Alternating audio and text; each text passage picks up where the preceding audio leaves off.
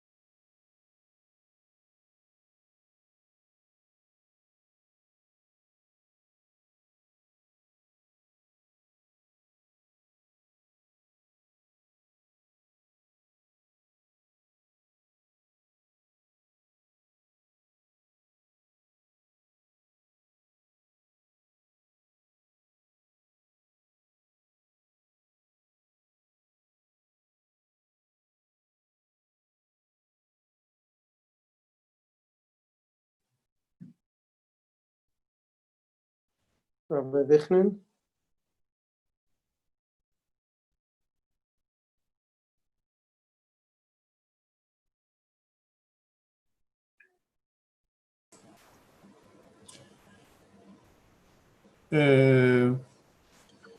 Yeah, we're on.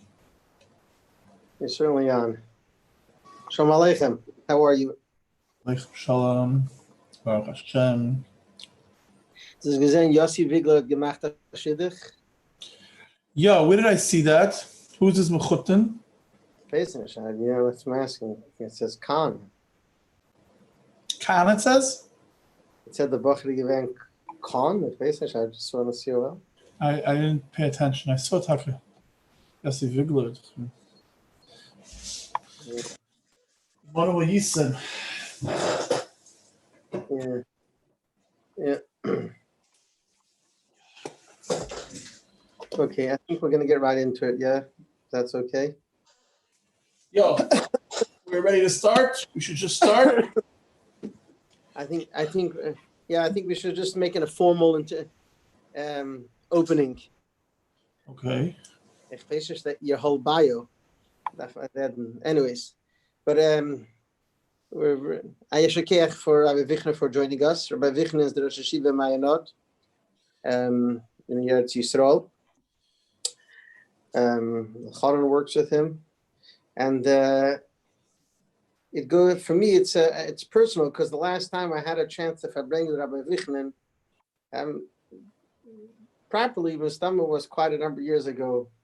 Maybe the Leil Shishis of the Bachrim of Farbrengen Demos, and at that time, what? I was Gimel Thomas in Manchester 2 years ago. Yeah, I don't remember. Farbrengen as I said that maybe. What? But I don't think so. Kommt on to the Farbrengen as we gehat als Bachrim. Ah, shit. No, how's it going? I think it was a different world. And when you needed to know then before the internet, and we needed to know a tshuda where there's a certain answer, so we knew where to go to find, amongst other things, Kamuhin. But anyways, it's very nice that you're here. I'm glad that you can bring especially Chafov such a day. And I listen, thank. Okay, so Shalom Aleichem, everyone, and stop me with that from Zogan. The truth is, I have to be honest, I only have water here, but L'chaim Levracha. The Rebbe says that it's a big schus for us, that the Rebbe says it's his schus to be matzia, that people should get together on Chafav and learn from his father's Torah, and Farbrengen, and give tzedakah, and all these things that we are doing on Chafav, connected to the Rebbe's father's yahrzeit, Rabbi Yitzchak. So, first of all, that we're marking it as a big thing, and also in specifically, it's very dear to the Rebbe that we are marking this date. And I think it's just interesting to point out that from the beginning of the Nesius, I think one of the dates that you could technically, it's also technically, so to say, but as I'm going to try to mention soon, something, things that we're aware of, especially by the Rebbe's father, there's nothing technical. Everything is mechuven, everything makes sense, everything has its source. It's incredible how everything comes together almost. So, not almost, it's incredible.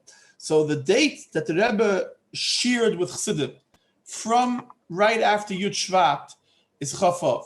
Vav Tishrei, the Rebbe's mother's yahrzeit, is only Tafshin Chav Hey. She passed away. The Rebbetzin passed away Chav Bei Shvat Tafshin Mem Ches. But from Chav Av Tafshin Yud, I believe every year Chav Av there was a Farbrengen. Every year Chav Av there was either a Farbrengen or a Sicha. In the years after the Rebbe stopped Farbrengen, there was always something on Chav Av. The rallies, the children came Chav Av, the children from the camp came Chav Av. There's always something Chav Av. And in the Chav Av Tafshin Yud, the Rebbe made I think it's a very famous Sicha, a Siyam Masechta Kedushin. One of the years of Chav Av, the Rebbe actually said that, I don't know if the Rebbe said it on Chav Av, I have to look again, I didn't check right before I said this, but the Rebbe said that, many times when you quote someone, you have to quote B'Shem Oimrei, you have to quote in the name of who you're saying. But when you know that this person was the primary student that person was this person's primary teacher, so you know that everything the person is saying is really coming from that person. So I said, I have to quote my father the whole time because it's a given that what I'm saying comes from him. And interestingly enough, the Rebbe also started, I think, one of the first things in the Haggadah, Kadesh Chatz, which is the simon of the Haggadah Shel Pesach. The Rebbe also starts with a vart from his father. Shamati, the Rebbe said, I heard from my father a time to explain al pi Kabbalah why the order is Kadesh Chatz, which is interesting. We know that Rashi, in the beginning of the Torah, says, quotes Rabbi Yitzchak, and the tradition is, why is Rashi quoting Rabbi Yitzchak in the beginning of the Torah? Because Rashi wanted to mention his father's name out of Kibud Av in the beginning of the Torah. So therefore he quoted Rabbi Yitzchak. So the Rebbe, in the first Chibur, the first Sefer the Rebbe wrote, but the first Sefer, the Rebbe didn't just compile from others, but the Rebbe wrote his own interpretations and his own ideas as the Haggadah. And in the Haggadah, the Rebbe begins the Haggadah, the actual Haggadah part, the Simanim of the Leil Seder. The Rebbe begins with quoting his father. So definitely, we could first of all learn from the Rebbe what it means Kibud Av, and we could also understand the nachas that it gives to the Rebbe when we get together on a day like Chafav and we Farbrengen and we inspire ourselves, Ibrit Hashem, and others to be more connected, to Chassidus, to be more connected to Torah, to be more connected to the Rabbeim, to be connected to all these things that the Rebbe's father obviously represents. Now, the part of the sad, I don't want to say sadness, the Rebbe doesn't like sadness and talk about sadness, but part of, what we're dealing with, the challenge we're dealing with, is that the people that knew the Rebbe's father were very few, relatively speaking. Even the people that saw him, so they saw him, they heard from him a little bit, but there weren't a lot of people that really, so to say, were able to share with us intimate experiences that they had with the Rebbe's father. The Rebbe's father lived, so to speak, in a different area, and not so many people survived and came from that area. I don't know how many Chassidim there were in that city in the first place, in Yerkchinoslav, when the Rebbe's father came there, a very big city. Not necessarily a Chassidish city. Not like, the city where they came from, Nikolaev, or, the Rebbe said, I don't know if the Rebbe said this, but the Rebbe is very fond of using the term Spitz Chabad. Familiar with the term, right? Spitz Chabad. Spitz Chabad, the Taban Ataino. Spitz Chabad V'Zogen. I once heard, where does the term Spitz Chabad come from? Because in Nikolaev, which is the city where the Rebbe grew up as a child, there was the Chabad Shul. And then on Shabbos afternoon, when they would say the Maimer, so sometimes the Maimer would go over time after time for davening Maitiv. So there would be some people who would break away and they would say, look, it's the time to daven Maitiv, we got to go. So they would daven Maitiv by the Zman, the time of Matzah Shabbos. And some people would stay on to listen to the Maimer. And the people that stayed on to listen to the Maimer, they got the name Spitz Chabad. They're like the super duper Chabadnikim. So the Rebbe uses the term. I'm not even sure if the Rebbe always uses it in, let's just say, in the most endearing way, so to say. It's not always a compliment. Spitz Chabad, that comes again with tinus. It's the people that are being the perfect Chabadnik and making sure that everyone knows about it. I don't know if that's the fair description.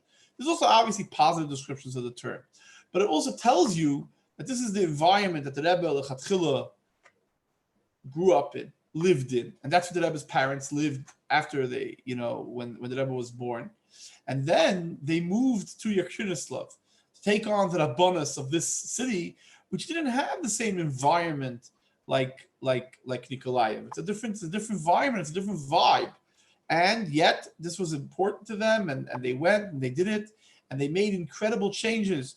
Again, I don't want to be stating the things that people know, but that's what we do in Farbrengen. We talk sometimes about things we know. In other words, not always is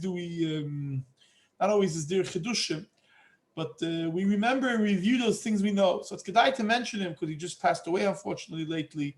Rabbi Matal Gurari, Rabbi Mordechai Gurari, was the Rav of the Chevra Shas Shul in Crown Heights, who passed away Achman al from Corona right before Pesach. So Rabbi Gerari, his name was Mordechai. He was named for his father, I believe, and his father was a Gerari who drifted away a little bit from the traditional way of Yiddishkeit, etc. And the Rebbe's father was very Mekarev, and he became closer to Yiddishkeit, came closer to Darkei Chassidus. And when he became a Chassid, this had a huge impact on all the people in the city over there when they saw that a person who drifted away already, who wasn't so close, became so committed and so connected through the efforts of the Rebbe's father. And he went out once to the river, and Rahman al he drowned. And the Rebbetzins mother in her Zechronos describes his Levaya, his funeral, that the Rav was maspid, the Rav eulogized him. It had an incredible effect. And then his son later was raised, came from Eretz Yisrael and came to America, and the Rebbe gave him special kiruvim because the Rebbe had this special relationship with his father. And the Rebbe and the Rebbe's brother used his name as a name for like mailing, because using the name Schneerson was a little bit dangerous in Russia. Schneerson, to be a Schneerson, you were calling trouble to yourself. So when the Rebbe mailed letters to Chutz La'aretz, the Rebbe used the name Mark Gerari, which was his secular name. I think in the letter to the Rogatchover, the Rebbe says that for a response, the Rebbe writes his address, Mark Gerari. That's where the Rogatchover should write the response to. When the Rebbe asked the Rogatchover, the Shailas Tafresh Peches, I believe, or whatever year it is. So this is the effect that the Rebbe's father had wasn't just with Chassidim. Actually, people sometimes walked in and asked, "Who understands what you're saying?" When the Rebbe's father was saying such deep things. And the Rebbe's father pointed at the Rebbe and said, "There's one boy, he's sitting here, he understands what I'm saying." But even together with saying these very deep things, the Rebbe's father also turned around the city of Yerushalayim in a way that made it much more of a from Yiddish Lubavitcher city, a city which is much more connected. And there came a person from Yerushalayim many years ago when Yidden came out of Russia, and they said, "We don't really remember the Rav that well, but we remembered that when he spoke, in his speeches, he always spoke about the coming of Mashiach." So when you want to know, it's true that the Rebbe said actually that he didn't start speaking so much about Mashiach. The Rebbe said this Pesach Tashrim Mem Ches Cholamoid, one of the days there was a Sicha every day of Pesach that year. So in one of the days of Cholamoid, it's a recorded Sicha, I believe. The Rebbe said that he didn't hear this from his father, and he didn't hear this from before. This big Kach Mashiach. After when he came to America, that's when this Kach Mashiach started. Now, obviously, this goes together with the fact we know that the Rebbe said from the day that he went to the Cheder and even earlier, he was already imagining, in his imagination, he was thinking about what it's going to look like when Mashiach comes, and there'll be no one over the Yidden, just Ein al Gabav El Hashem Elokov. The very famous letter that the Rebbe wrote to the president of Israel, explaining why he doesn't refer to him as Nasi, because there's only going to be one Nasi, and the Nasi is Mashiach. But there's a totally different kach by the Rebbe after coming to America and after the Nasiya started and as the years go on. But it started somewhere, and it's very possible to say that this started after with the Rebbe's father, where the Rebbe's father was also talking so much about Bias HaMashiach, where every Yid who learns Chassidus, especially learns Kabbalah, in a way that the Rebbe's father learned it, develops this special feeling and the special yearning for the times that these secrets should be revealed already, namely the secrets of Bias HaMashiach. So the Rebbe's father, and that's what I alluded to before, and I want to just stop on this for a moment. The Rebbe's father is very, very unique. There's a lot of people that taught Chassidus. And there's a lot of people that, gave good speeches, etc., and said Divrei Torah. But the Rebbe's father's unique emphasis on that every detail, when you live in Israel, you forget your Hebrew, you forget your English. If you live in Israel and speak English, that's what ends up happening. But I'm going to use a nice frum combination of every detail shebedetail, of the smallest detail in Torah, is unique and is important and teaches something. That is a very special emphasis of the Rebbe's father. And when you see it by the Rebbe, like the Rebbe's way of asking many questions and how all details have to fall into place, that's something which you could say, B'das Tachten at least, that the Rebbe takes us from the teachings, from the learning, what he learned, that which he learned with his father. I'll tell you a personal experience. It's not such a, it's just an anecdote. But there was a Yid over here. He's actually English, but I don't think he's from Manchester. I think he's from London. I'm not sure. I'm not going to say a name. He's a Belzer Chassid, and he lives in Eretz Yisrael. And he wrote a sefer. And I ended up, having a relationship with him, talking to him in shul, this and that. And I started looking at the sefer. And it was before it was going to print. And he asked me, what do you think? Look at this, read that. I was looking at the sefer. And I started asking him questions. Why do you write this like this over here? Why do you write like that? And doesn't it make sense that it should follow, that if you say it like this over here, it should be like that? And at one point, I also asked him, what are you trying to do actually with this sefer? Is this a halacha sefer? Is this a Agada sefer? And he says, no. He says, he wants to talk about this topic. I'm not going to say what it is because I don't want to give away what it is. I don't want to talk about him. And the inyan is very important. He wants to talk about all the inyanim that are relevant over here. I say, but what really do you want to talk about? So when I asked him many of these kinds of questions, after a day or two, he gave me one of the biggest compliments I think I ever got. He said, "Entschuldigt, ich frag mir Lubavitcher Kashas. You're asking me questions that only Lubavitchers ask. Only people that learned the Rebbe Sichas and heard the Rebbe talk know how to ask such questions. In other words, a regular person, you tell him a word, it has to stim, it has to go in from the beginning to end, it has to fit. I'm not paskening a halacha right now. I'm not reading a pasuk. Sachaku, saying a word. What's the big deal? No, but that every detail, every little thing has to fit in perfectly like a glove. Globally, if the idea makes sense, it's good enough. I mean, it's a nice fart. It's inspiring. What's wrong with that? But there's something which the Rebbe gives us when you learn the Rebbe's Sichas. It's not unique to me. It wasn't really a compliment to me, obviously. But it's just that he was kind of frustrated with my question. He said, you're asking me questions that a normal person is not meant to ask such questions. You're supposed to accept at face value. Here I wrote like this, there I wrote like that. What says here has to make 100% sense of what says there. Big deal. The idea shalatzma is true. He wasn't saying wrong things. But ifrek mi Lubavitcher kashas, this concept of asking at every detail, and there's nothing that we're going to leave that's not going to make sense, that's not going to fit in, that we have from the Rebbe. And the Pashas, the Rebbe has that from his father, because the Rebbe's father teaches us, and there's a very, very famous quote from the Rebbe's father, where the Rebbe says that even where the Rebbe's father writes, that even, and the Rebbe quotes this, I believe, more than once, that even where it says about a statement in the Gemara that it's a bedusahi, that it's not true, berusa or bedusa, meaning that this was said and it's pashut made up, it's not true, it's wrong, whatever it is, it's not true, la halacha. Even that has the kedusha of Torah, and we have to understand what that means and why it says so. Meaning, if you look at a question, the Gemara asks, let's just, for the sake of the argument, you're going to make up something. I'm going to make up something it doesn't say. We say, maybe you could have a ma'ariv in the morning. The Gemara will say, you can't have a ma'ariv in the morning, you have to have a ma'ariv at night. So you're going to say, this idea of davening ma'ariv in the morning is like a ludicrous idea. It doesn't make any sense. True. But if the Gemara would ask a question like this, even if the Gemara would reject it afterwards, even if the Torah would reject it, the fact that this was asked, the fact that this was said in Torah, and a person would have to make Birkas HaTorah before he learns this, that means that this has the Kedusha of Torah. And that means that this is that which I can learn out from it, and there's that which has meaning in it, and I can be inspired by it.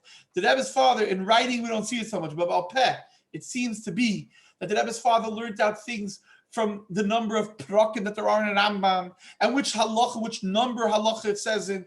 Almost like the Rebbe said that there were people, and the Rebbe quoted actually, Polish tzaddikim, when they would travel on the train, they would look at the train number, and they would say, Bashkacha Pratis, if this is the number I'm in, this means something. Now, what is the relevance of that to us? So first of all, I think if we learn the Rebbe's father's Torah, which has been very much, what's the word I'm looking for? In Hebrew, you say they were mangishit, which means they made it accessible.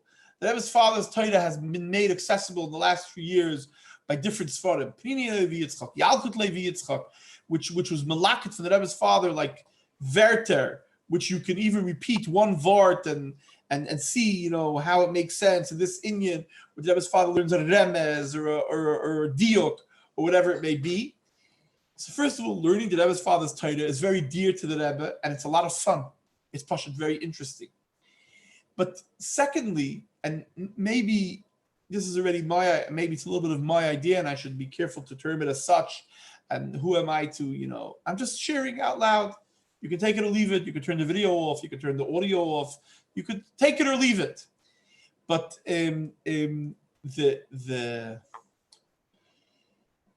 sometimes I'll talk to the world that I live in. I'm in a world where I teach Bali Tshuva and Mayanot, as Rabbi Cohen mentioned before so graciously. I have the unique fortune and luck to be working together with Rabbi Elchanan Cohen, who I'm sure Manchester still misses him, but we're very fortunate to have him, Baruch Hashem.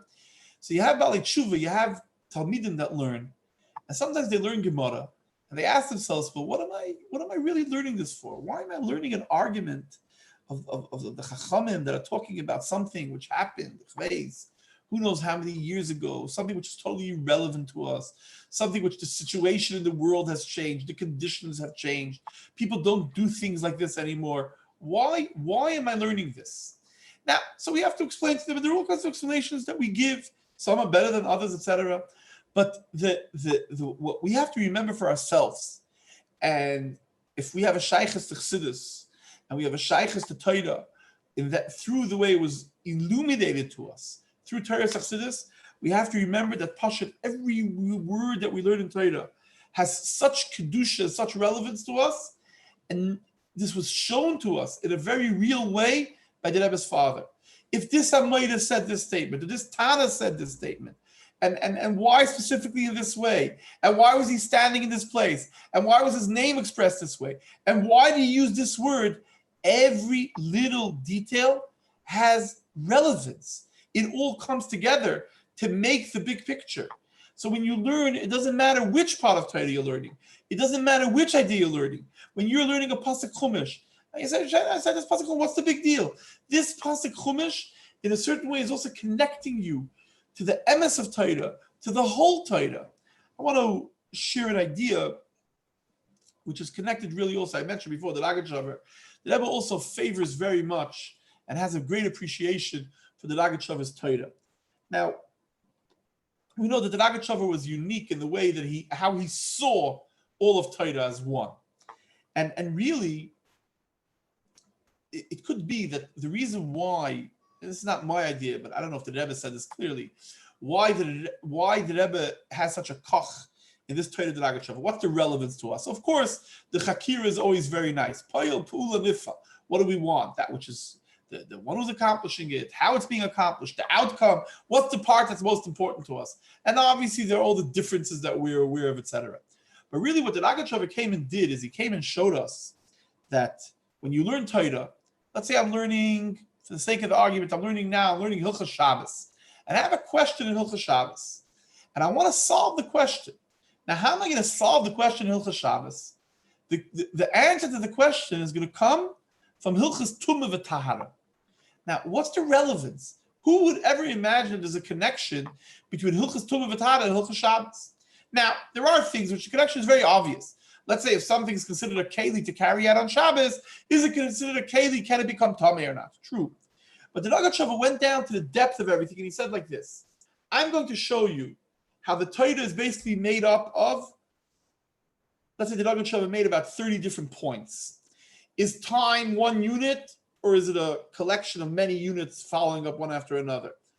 So this question is relevant to the Shabbos, and it's relevant to Tumah v'Tahara, and it's relevant wherever it's relevant, because the idea is that we should see the oneness of Torah. When I'm learning something, it's not just relevant to what I'm learning now. When I'm learning something, it's really something which connects me to all of Torah, to the whole Torah. And the Rebbe wants us to be connected and to be involved in the whole Torah. And that's also, we just had the beginning of learning Rambam, where we're going to finish soon Sefer Ava, those that are learning 3 prakim a day. And those that are learning 1 Perek a day, I think, are also not too far from finishing Mada in Mitzvah Shem. When we learn Rambam, what does it ever want us to do? That in the whole year, we should learn, in 1 year, we should learn the whole Torah. Why? Because really when Mashiach comes, Mashiach is going to show us that the whole Jewish people are one. Mashiach is going to show us Achdus. Achdus in the Jewish people, Achdus in the world, Achdus in Torah. Everything is all going to become one. Chabad of Prestwich just became one. Right? Just became one. The whole world is coming together and becoming one. And for us to make that a reality, so we could make it a reality in all kinds of, strange ways. Maybe we could make some kind of effort to bring Achdus, I don't know. It's all important. But where it all starts is in Torah. When we learn Torah, and when you learn these things that the Rebbe's father is talking about, and sometimes they're so random, so to speak. This is what I want to learn about. And the Rebbe taught the ha'adas of his father on Zohar. How many people are learning Zohar every week? And not only Zohar, but on top of that, the ha'adas of the Rebbe's father on Zohar. And this is something that the Rebbe taught every week. So it's not just obviously because the Rebbe wants to do Kibbutz Av. The Rebbe also thinks that it's relevant to us. The Rebbe thinks that the Rebbe usually looks for Ha'irah and Avodas Hashem. What can we derive from it? Because it's relevant and it's real to us. Any and every part of Torah is relevant and real to us. So of course the Rebbe told us to learn in Yoni Gula Mashiach to make Mashiach's coming more of a reality to us. But the truth is, in a certain way, the whole Torah is in Yoni Gula Mashiach. The whole Torah really, if we learn it a certain way, if we learn it the way that the Rebbe wants us to try to see it, it's leading and it's going in this achdus towards this one and the same thing.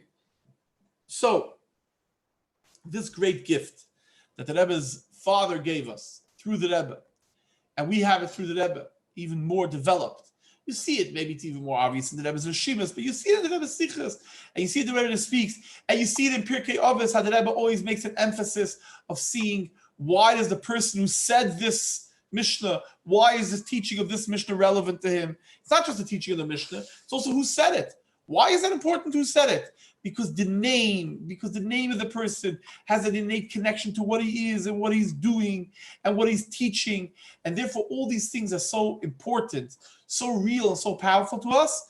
And therefore, our learning of Torah, and this is really the stum of one of the biggest things now, for us, both of us live in the yeshiva world, and I see that there are yeshiva students I see online and children that are learning Torah. So is there vacation in Manchester now, or with COVID, there's no vacation?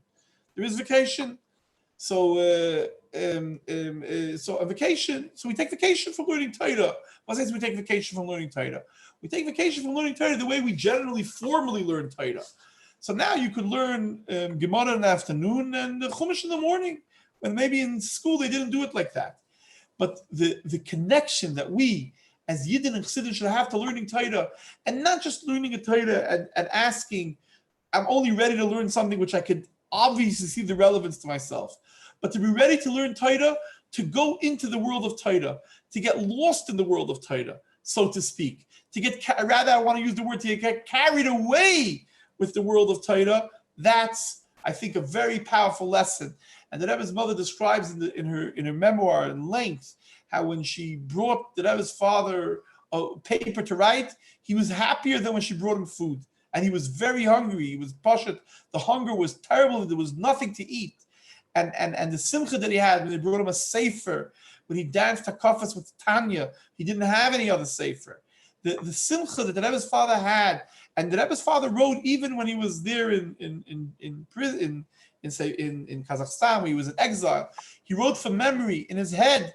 He had an incredible amount of Torah in his head, which he all wrote from memory, which is unbelievable. But still, to him, it was so dear to say and to teach and to learn. They were living in conditions which weren't conditions, subhuman conditions. Their clothes were filthy. As he said, no food. The goyim were bothering them, etc., etc., etc. And still, he was carried away with Torah. So no one is saying, and we shouldn't be tested in such conditions, etc.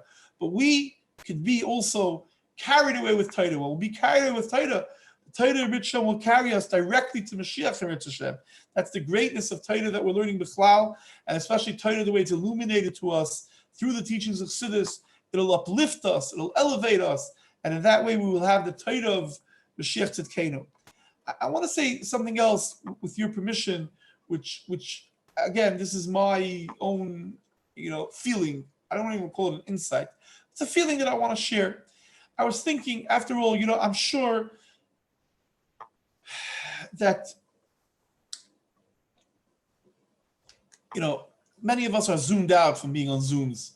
And we're zoomed out from hearing all the milas of being on Zoom. People from so many different places getting together, distance, et cetera, et cetera, et cetera. And I told my wife I'm going to Manchester tonight. She was very impressed with me. You're going to go tonight. You're going to come back tonight. That's so nice.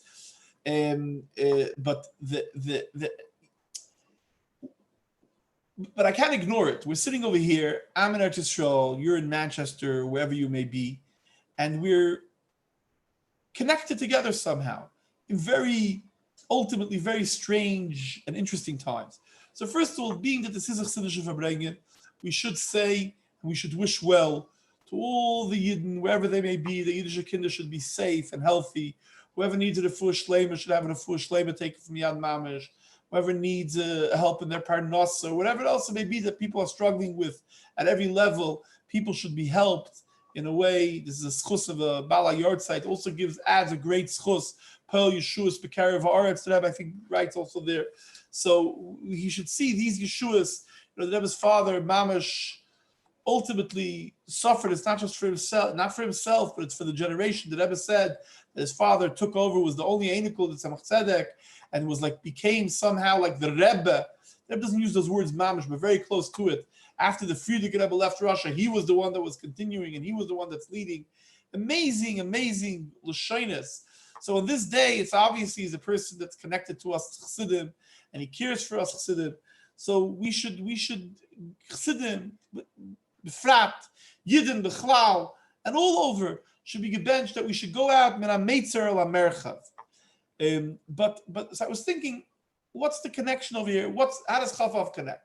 So obviously, if I'd want to give like a drasha, if I'd have to give a speech in, I don't know how you call it over there, the United Synagogue, I would say, that his father, he lived very far, he went into exile, and in exile he also studied Torah, and in that way he connected to the people that were, very far away from him when his Sfarim came out, and they were smuggled out later. This was like to the Rebbe, this was one of the most special moments, and the Rebbe was extremely appreciative of those that brought him his father's Sfarim, and the Rebbe made his father alive in every Farbrengen, every Shabbos where the Rebbe quoted him, etc., etc., etc. So the distance doesn't really matter, and even the difficulty we can overcome. That's that would be a drasha. It's a nice drasha maybe, and you could use it. I'm not claiming rights to it. You could make it up. What did the Chassam Sofer say? I prefer that you say my divrei Torah in your name better than you saying your divrei Torah in my name.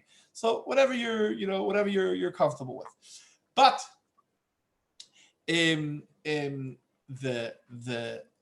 what I thought of, that at the end of the day, in my little mind, I had this chus. I was by the Rebbe for, being by many, many Farbrengens and years over the years.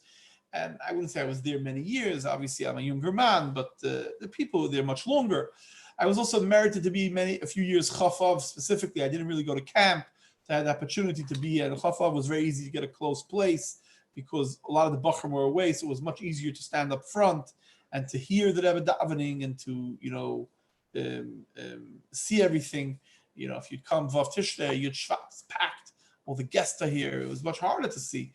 Chafav, I was able to stand close up front. I was able to see and hear. But if I'd want to think, what's the first thing that comes to mind when I think about the Rebbe and the Rebbe's father? Rebbe's father. Like today, I don't want to say it, I don't want to mention, but there's hashtag. You say, what's this thing that makes you think? I don't even know what it means, actually. I don't know how to use it. But I know that people use it this way. What is it? What comes to mind? What comes to mind is the Rebbe singing his father's niggin. And what's his father's niggin? The most freiliche niggin. And this is what personifies the Rebbe's father. Now, when you hear people talking about the Rebbe's father, talk about how, even it's painful to us. But you know, the Rebbe got the first picture of his father, which was taken after he was in exile already for many years. The Rebbe wrote question mark if this is his father. The Rebbe didn't, at least according to some ways of understanding it, the Rebbe didn't recognize this is what his father looked like for all those years because his face changed in suffering. But even later in Tafshin and Aleph, when they brought the Rebbe the picture, which went into Teres Menachem Teferes Levi Yitzchak, the second volume, I believe the famous picture that we have now of the Rebbe's father that's generally used, right? This picture, which was the first time it came out, was for this printing of this Sefer, which was, I said, Tafshin and Aleph. It was a big, right. And the Rebbe said that now, the Rebbe said that on the second picture they quote over here that Kanira Bizman HaYosef Begolos Chiali. Apparently, this is a time when he was in exile. The Rebbe wasn't 100% sure where the picture came from. But you see the difference, the contrast between the two pictures. And even the first picture is while he's being interrogated. It's not a picture of him sitting in his dining room or in his couch. It's being interrogated in the KGB office, then called the NKVD, and they were, torturing him. There's a profile picture and a front picture. And unfortunately, the picture wasn't taken in the best of circumstances. So we have this image sometimes of the Rebbe's father being very, and I'm sure is very serious. But what is the Rebbe's thing the Rebbe says, it could even be most in the name of his father, is the nigun simcha, the akafas nigun of and this is the nigun that breaks through everything. It's the nigun that the Rebbe finished the sikha. I remember iker, and when the Rebbe finished the sikha Erevim Kippur, Tafshinun Beis, where the Rebbe spoke an intense sikha about how much the simcha of Erevim Kippur, which we're going to go to okay. Now it's being pointed out to me, and I'm indebted to the person who's pointing it out to me, that the Rebbe's father's Akafas Nigun was really a much slower and more serious Nigun. The Rebbe turned it into a Freiliche Nigun. Nu noch besser. So that even is going to support what I'm saying even more. So what does the Rebbe want us to take from his father? What does the Rebbe want us to associate with his father? The Rebbe wants us to associate and take this message of simcha, of above and beyond everything. We could break through everything with simcha. And I heard that once the Rashag asked the Rebbe, and the Rashag, I guess, could have asked the Rebbe this question, the Rebbe's brother-in-law, why did the Rebbe change certain things? The Rebbe changed the ways that it was done by the previous Rabbi. And the Rebbe said, Gleibt mir, trust me, as durch simcha machmen besser. With simcha, it's better. Which means, obviously, we're not questioning, it doesn't need me to explain that what happened in previous generations and what worked and what went. But now, we are people of simcha. And I once had an interesting experience. I shared this before, and I'll share it again now. Again, the story is it's an anecdote more than a story. But as maybe I mentioned before, I didn't mention, but I daven in a place which is, I shouldn't say this on Zoom out loud. I don't daven in a Lubavitcher shul during the week. I daven in a place that has like a shtiblach with a mikveh and a locker and the whole setup. Everyone, wants to enjoy life at the end of the day. So I daven in this shul called Square, and there was a Yid that asked me that he said, I told him I was going to America then. Nicht in Corona Gerät, I was going to go to whatever it was. I was going to go in town. I was going to Gilman Town, my father's yard site. So he said, when you go to America, I'm trying to get the Sefer Derech Chaim from the middle of the Rebbe. Please get me the Derech Chaim. Buy me the Derech Chaim. Then the Derech Chaim wasn't for sale. It was out of print in Eretz Yisrael. So I got him the Derech Chaim. I came back at the end of Tammuz. I brought him the Derech Chaim. And I forgot that I got him the Derech Chaim. And one day I come into shul. It was in the middle of Elul, and I meet him, and he tells me, Wichnin, you ruined my Elul. I say, what did I do now? What happened? I didn't remember. I didn't know what I did. And he said, you brought me to say the Derech Chaim. And I learned Derech Chaim. Now, Derech Chaim is Sefer the Mittel Rebbe, very intense Chassidus Sefer. You know that there was, I'm just going to digress for a moment and say that there was a Mashpia, Lubavitch, that would learn Derech Chaim, and every time he would learn Derech Chaim, he would start crying. The Rebbe Rashab told him he should stop learning Derech Chaim. He had to bind the Derech Chaim from both ends, not just here, but also here. They shouldn't be able to open it. And every time he would see the cover of Derech Chaim, he would start crying. Kitzer, this Derech Chaim is a very intense sefer. And he says, I started learning Derech Chaim, and I realized that everything I'm doing at the end of the day really is, the whole system has to be changed at the beginning. It's like I said, I got to do a hard reset. And it's really very overwhelming. So we got into conversation, started talking about it. I didn't want him to be upset with me, and I had to calm him down. And so we started talking. So he is an Eretz He never saw the Rebbe. But next to us was standing a Yid, a Bar Park, a Muncie person actually, who was an Achmas Rivka Chassid, who's seen the Rebbe. And he said, if you want to see a person who you saw that standing in the presence of the Eibishter the whole time, if you looked at the Rebbe, you saw this is a person standing in the presence of the Eibishter the whole time. So the person's spontaneous response was, he must have been very ungezeugen. He must have been very, for lack of a better word, he must have been very uptight the whole time. He must have been very strained the whole time. He's standing in the presence of the Eibishter. He says, no, the contrary, full of simcha, full of encouraging the singing and smiling, etc. But at the same time, you knew and you felt that this person is standing in front of the Eibishter the whole time.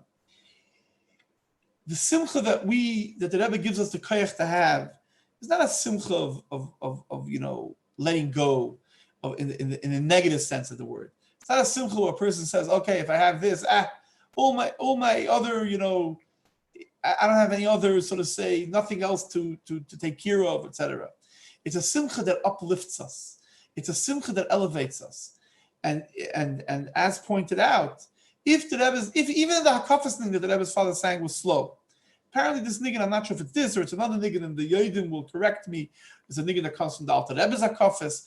But the bottom line is that what the Rebbe is giving us from his father is the ability, the strength, and the koyach, that even if it theoretically were to be against all odds, is to pashat be b'simcha. To be b'simcha because Yismach is Eisias Mashiach. Because through Simcha, we're going to bring Mashiach. And through Simcha, we're going to start living with Mashiach now already. So it's true, we go around, and nowadays, it's Imi Anochi Mitzara. There isn't a place that you could say that this place, Halavai there would be, but unfortunately, I think in most places where you didn't live, people are struggling in one way or another, if it's in Parnasa, if it's in health, whatever it may be. And the achrayus, if I may say so, the responsibility of Chassidim specifically is to be b'simcha. That you should come into a place and you will generate simcha to the other Yidden. If another Yid sees you, he won't help, but he'll also become b'simcha. Because your simcha is contagious. Because the simcha, the positivity that you have, that you realize that with every step closer, we're becoming a step closer to Mashiach. This week we're v'haya eikev tishmun. I feel the piyati, your heel hears that we're in the eikev, we're in the heel of the times, we're in the end of the times, and we're zeicha to the A. We're going to be zeicha any moment to the A anoichi, where we're going to see today the brach of the Gula Mitzvah Vashlema. The Rebbe said something very, very powerful once the week of Parshas today, I think in Memvav, where the Rebbe spoke about where a chassid, when he goes on a Meftzayim, has to have the A in front of him. He has to see a whole time the Rebbe. He has to see a whole time the Mishaleach. He has to see the one who's sending him and telling him to go out and to do and to be. That is the koyach that we have in Meftzayim. No, if a chassid sees the Rebbe in front of him, so what's going to be the chassid's response? Let's say that the Rebbe in front of him. I don't like talking like that. What are you going to do if you're standing in front of the Rebbe? How would you behave? I don't mean it like that. But I mean, if I know that the Rebbe is looking at me and is expecting to see what am I behaving like? Am I tzukrochen and tzubrochem? Am I being sad? Am I being depressed? Am I taking myself down? And with that, taking people around me down? Or am I being that which a chassid is a freilacher? A chassid is a positive, happy person. And with his simcha, he could uplift everything. The Rebbe said, I think this comes from maybe the Rebbe Tzachani even, or I don't remember from where exactly. again, I'm happy. I'm not sure who is the person who added, but whoever it is, I'm very appreciative. I'm coming to that stage where, I don't know if you can mention it, backstage Farbrengen. President Reagan said that one of the nicest things of having Alzheimer's is that you make new friends every day. So I'm remembering things that I thought I knew once and I forgot, and I'm learning it new again, and it's all exciting all over again. But the Rebbe should help. The Chesed of Rachman. The Rebbe, when he was a little kid, there was a demonstration going on outside his house, and the Rebbe screamed, like as a kid, screamed out to get a demonstration for the revolution. The Rebbe, from when he's a little kid, wants to revolutionize, wants to turn things around, wants to turn the world over, turn the world upside down. Kera time. Now, how are we going to kera welt? So we could kera through hitting and screaming, but that doesn't end. It's short term, it helps. And then you get locked up, then you get zezetzt, and then it's all over. But if we could kera welt with our simcha, if we could kera welt with our positivity, if we could kera welt with our de'ei anoichi, that if I'm going to walk into the street and I'm going to tell a yid, I see the anoichi, I see the Eibush telling us that kum to gula mitzvah shleima. That's a totally different elevation. It's a totally different energy. And with that energy, we will make Yirmit Hashem, the Geula, a reality. We should be zeicha to see it now already. Now, there's one more thing maybe which I would mention, which I think also is a given. It's obvious, but it should be mentioned.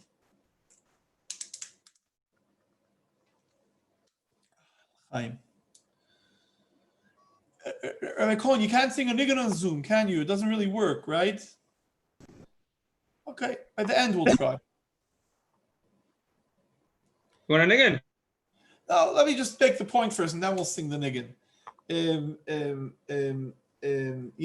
Amongst all the things that we speak about on Chaf Av, and the Rebbe speaks about, the Chaf Av is already the beginning of the preparation for the Yom Neiroim. The Rebbe spoke about the fact that there's the Hataras and the Dorim over there that they do in the Mekubalim, Chaf Av, and the Korban Eitzim of Chaf Av. And the Rebbe already started from the 15th of Av already, from Chamisha Av already saying Ksiva v'Chasima Toiva. So there's also in Chaf Av, there's Ben Yechabed Av.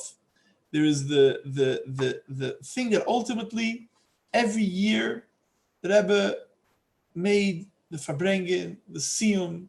The Rebbe, the being Mechabed his parents was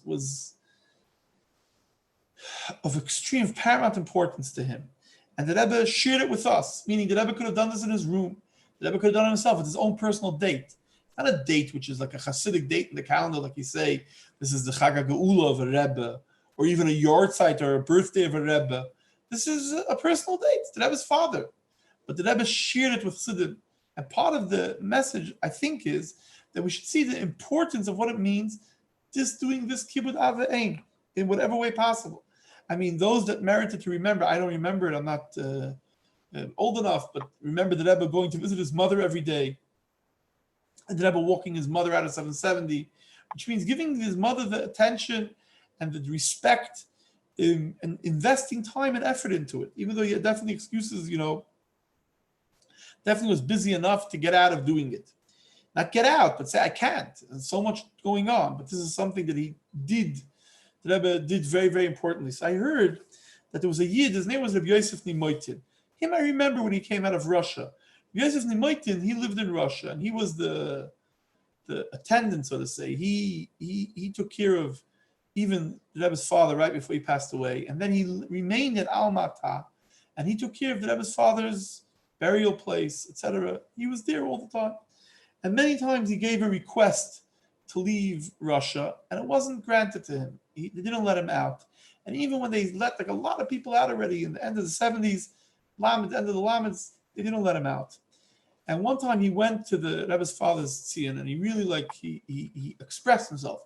He didn't just think it, but he said, Rebbe, he said, Tatin your Rebbe, I'm working so hard to get out, and I want to get out already, and I want to be able to, live a different life outside. And it's not. I'm asking you, please, to help me.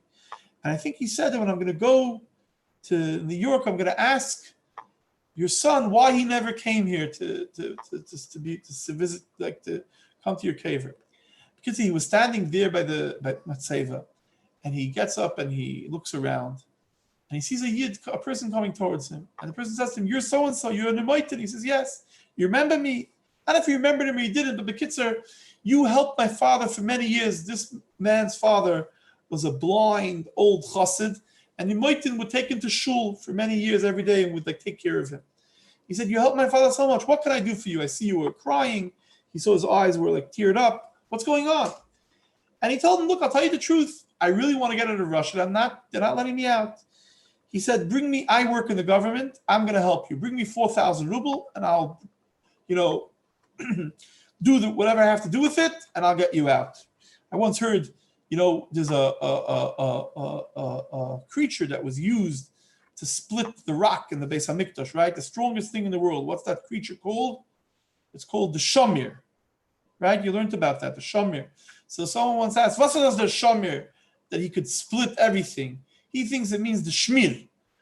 When you shmir unter, when you give a little bit of a bribe, everything moves. So he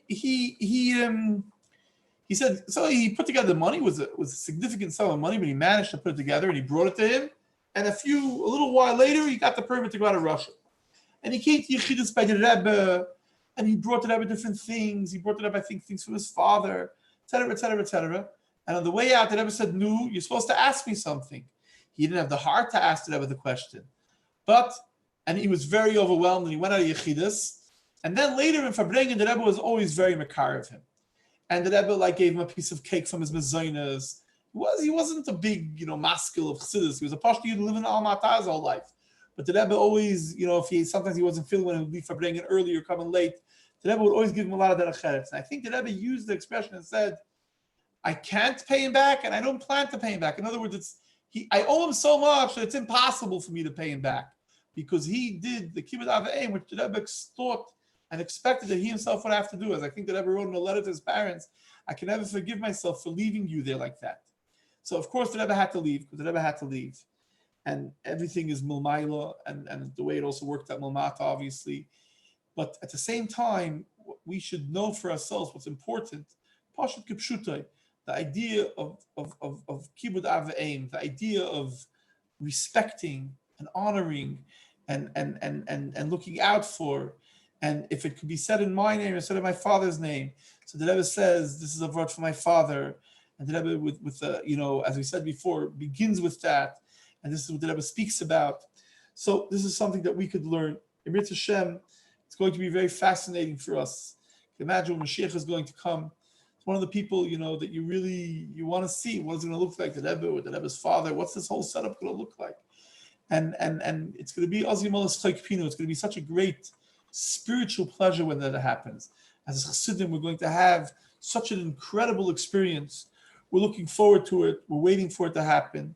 We're hoping for it to happen any moment.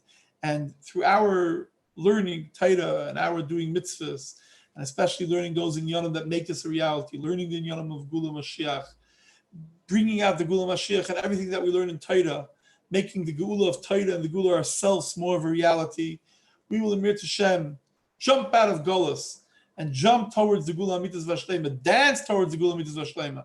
Truth is, the Rebbe said that when Mashiach comes, we're going to sing the Shira Asidis. That Farbrengen, I think the Rebbe started singing Hu Elokeinu, which is the last thing in the 10th nigun that the Rebbe taught. The 14th, but the 10th in the order of Simchas Torahs. So I don't know which nigun. I'm sure when Mashiach comes, we're going to sing a lot of nigunim. But do I know what's going to be? But if the Rebbe sings this nigun so much, and Dafkin, the happy Eifet, ay, ay, ay, ay, ay, ay, hey, ay, ay, ay, ay, ay, ay, ay, ay, ay, ay, ay, ay, ay, hey, ay, ay, ay, ay, ay, ay, ay, hi, yeah.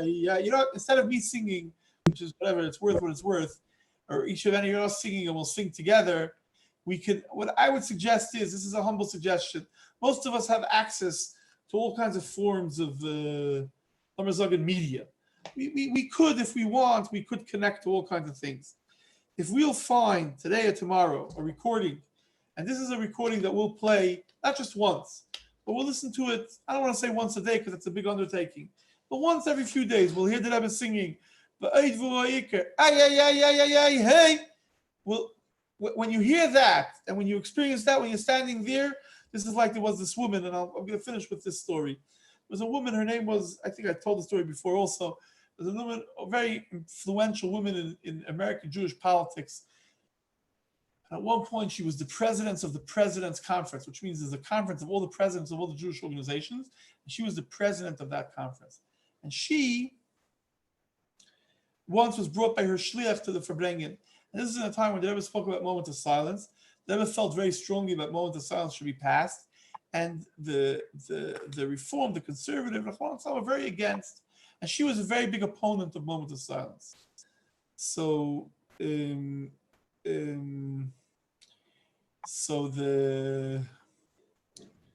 was sitting in Farbrengen, and the Rebbe spoke about moments of silence. And after she left the Farbrengen, the shliach asked her, so how do you feel about what was said? Something like that. So she said, look, I'm a very, I'm a strong-minded person. I'm not such a weak person that I'm going to hear a person just for a half hour and I'm going to change my mind. It's not the kind of person I am. But for the half hour that the Rebbe spoke, I couldn't think otherwise. For the half hour that the Rebbe spoke, it was very clear and obvious to me as the way that Rebbe says. Now, so what does that mean? I'm saying in our little world, we're gonna go out of the Farbrengen, and we're not gonna hear a whole time. But if we hear it a whole time, if we hear it enough times, we'll hear it in the back of our head a whole time. It'll be resonating. It'll be there, and we'll hear a whole time this The emes of that simcha, the emes of that truth, the emes of ayel olam, the emes of take it from Yad Mamash is going to be there a whole time in our minds and in our hearts.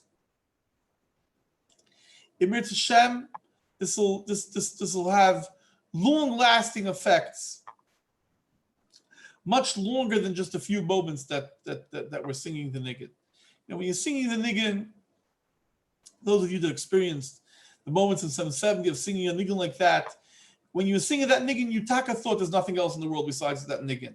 And when the Rebbe picked up his hand again and went even stronger, you said to yourself, as strong as I thought I could go, I could pull it for myself even stronger. I could pull it for myself even more. It's definitely true. But then the Farbrengen is over, you're going home.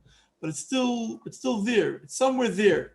So we have to put it into ourselves. Rabbi Cohen says he's sharing a nigga with us. Dann ist Ballabatim, die Torbonim, ich machen den Rebischen rasch. Hey!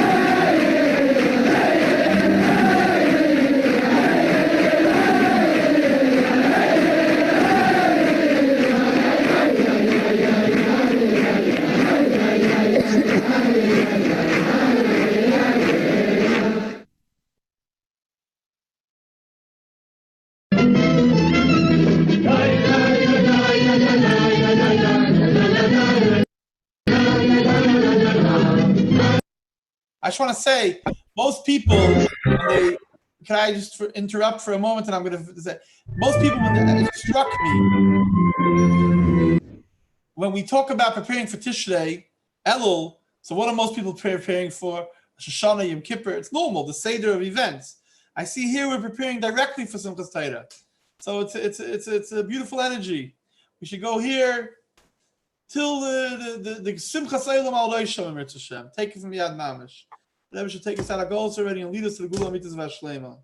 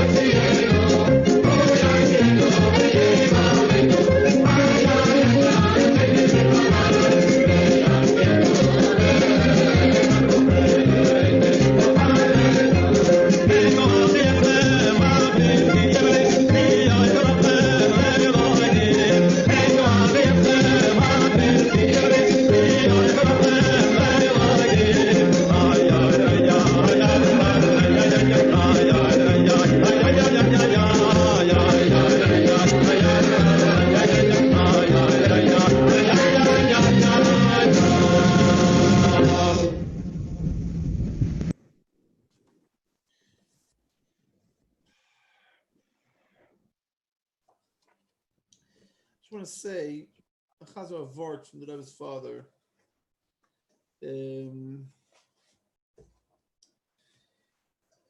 Maybe I should clarify something I said before, just a little bit at least.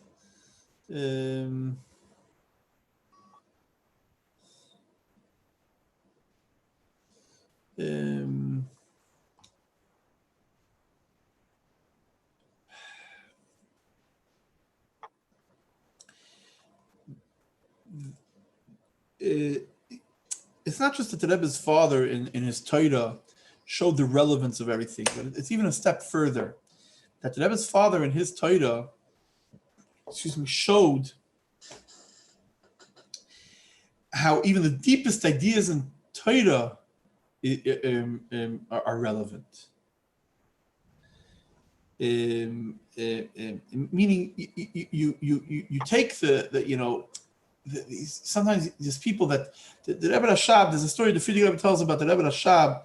The Rebbe Rashab was in Germany and met a Rav over there, a German Rav, Rabbi Bamberger, and he asked him, and he was talking with him, learning, and this Rabbi Bamberger was very impressed, and he said, he spoke to the Rebbe Rashab, a pilpul and psuli hamukdoshim. The Rebbe Rashab discussed with him a Rambam and psuli hamukdoshim, and he was very impressed.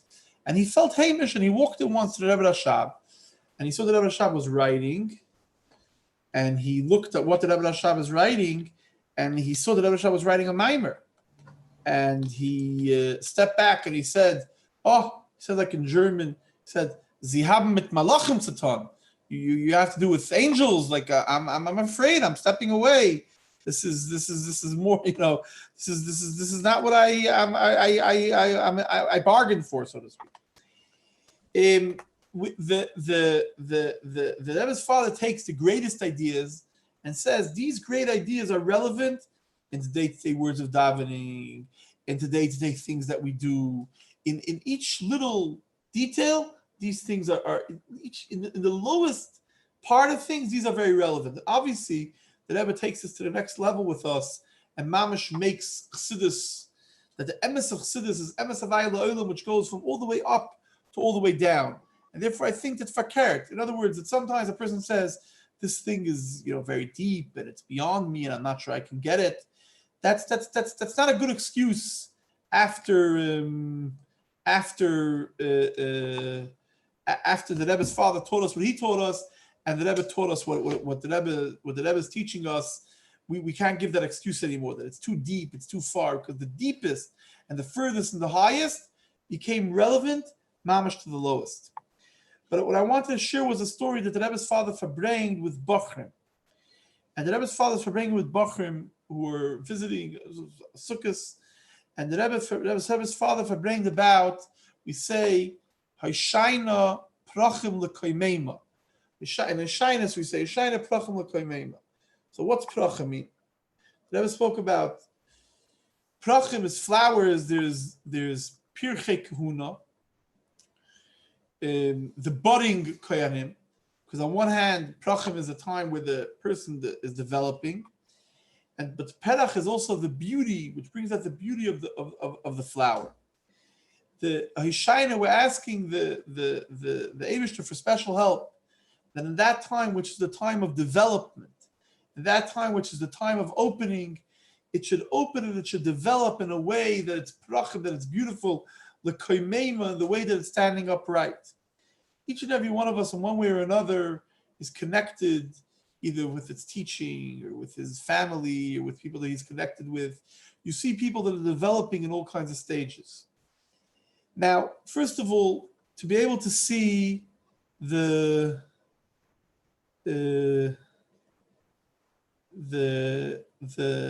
beauty of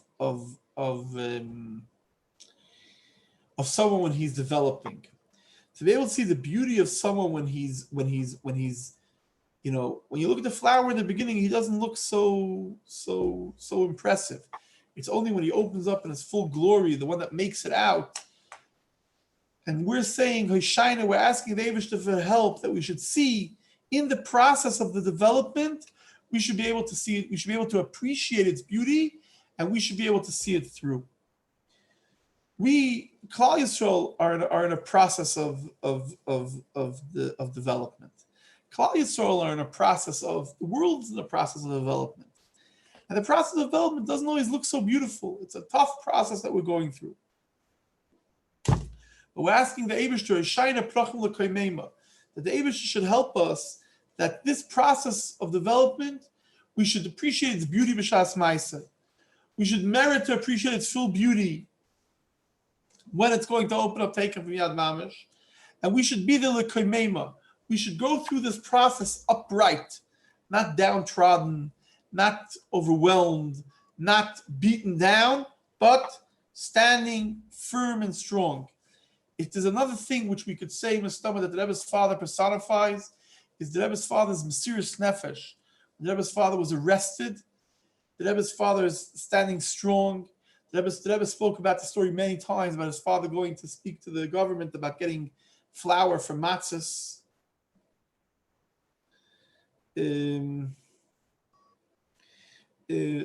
Flour for matzahs, which was a mysterious nefesh on his part. I remember the Rebbe speaking to Sikha in Russian, the Rebbe Hecht not knowing how to translate it, and he said, "Oh, I understood." The Rebbe said, "Mashiach should come take it from Yad Mamish." And the Rebbe smiled. The pride and the stolz for Yiddishkeit. And then again, I'm going to go back to something before, which I meant to mention before and I didn't. The Rebbe's father, paying attention to detail, went so much as to learn something out from every detail in how he was incarcerated and how he was in prison, and how many places he sat in prison and what day he was arrested, and how this is connected to his line, and how this is connected to his name, etc., etc., etc. So, if we will live our lives in a healthy way, knowing that everything that happens is mechuvim l'mayla, and everything that happens is the way it's meant to be, because the Eibush has an incredible plan for us. And we don't always see how this plan is going to work out, but ultimately it's going to work out in the best way in Rit Hashem. May we merit to see it now. And we will see the beauty in the process.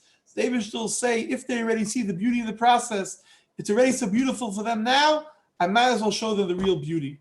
If they're not being sucked in by the negative forces which want us to see only the negativity and only how difficult it is, but we're seeing the beauty and we're seeing the Eibishter and everything, and the Eibishter will come out and reveal himself to us in the most powerful and greatest way. May we merit to see V'hoisal Hashem Amlucha. May we merit to see this now. The Hoya Shalom Melech Al Kol Haaretz. See the Eibishter bringing the Yidden to the ultimate Geula with Mashiach Tzidkenu Malkeinu B'Reishenu. I know that it's the middle of a Farbrengen and it's not acceptable, and it's you're always supposed to feel guilty when you leave, but because of the time difference, also because of certain commitments, I'm a little bit mugbal in time.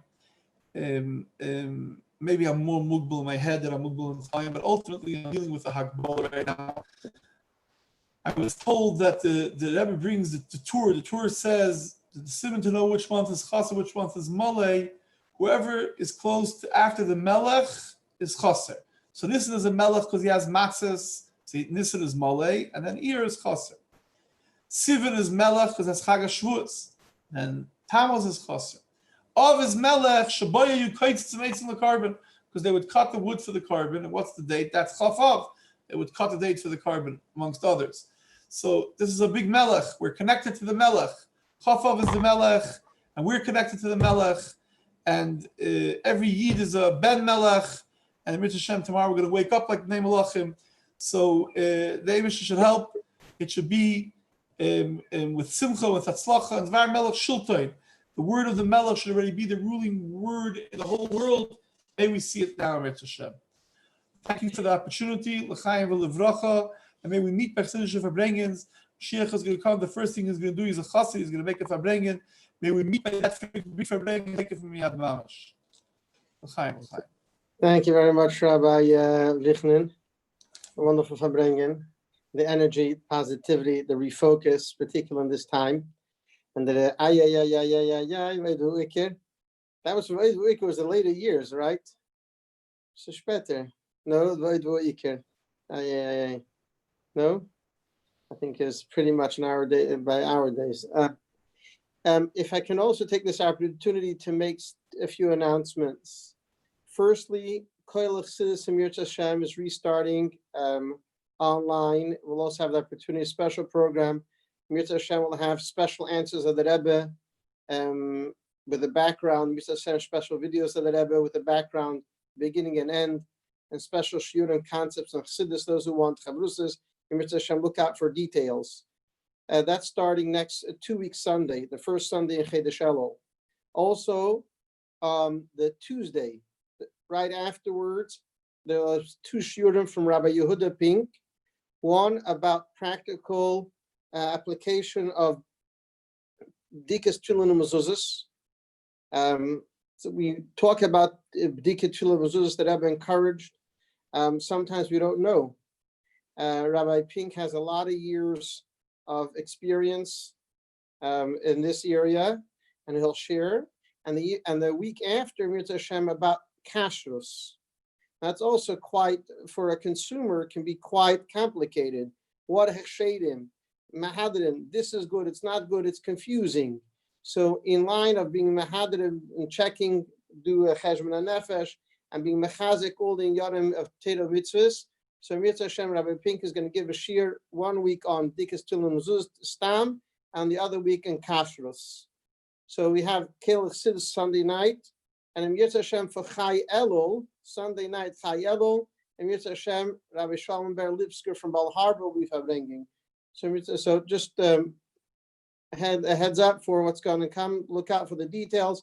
Mirz Hashem to be shared.